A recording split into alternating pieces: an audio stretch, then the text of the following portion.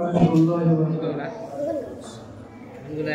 إن الحمد لله الذي أنزل على عبده الكتاب ولم يجعل له عوجا قيما لينزل بأسا شديدا من لدنه ويبشر المؤمنين الذين يعملون الصالحات أن لهم أجرا حسنا.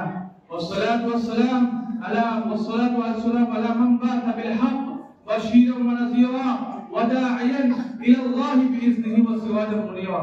أما بعد، وأيس الحفل الميمون وأساتذة الأفاضل وزيوبنا المبجمين وزملائي في المدرسة، إني أريد أن ألقي أمامكم خطبة وجيزة حول موضوع القرآن الكريم. أنتم تعلمون ما هو القرآن؟ القرآن هو كلام الله، القرآن هو كتاب الله، ذلك الكتاب لا ريب فيه هدى للمتقين الذين يؤمنون بالغيب ويقيمون الصلاة ومما رزقناهم ينفقون.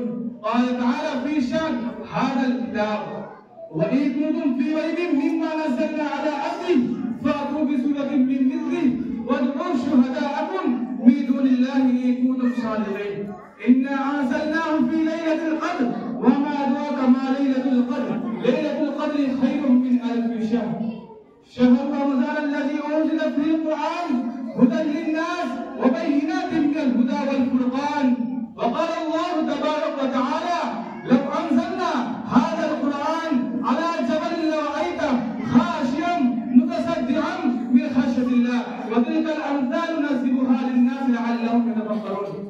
وقال أيضا: إنا عرضنا الأمانة على السماوات والأرض والجبال فأبين أن يحملنها وأشفقن منها وحملها الإنسان إنه كان ظلوما جهولا.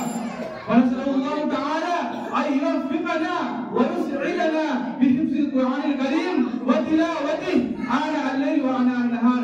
آمين يا رب العالمين. وآخر دعوانا الحمد لله.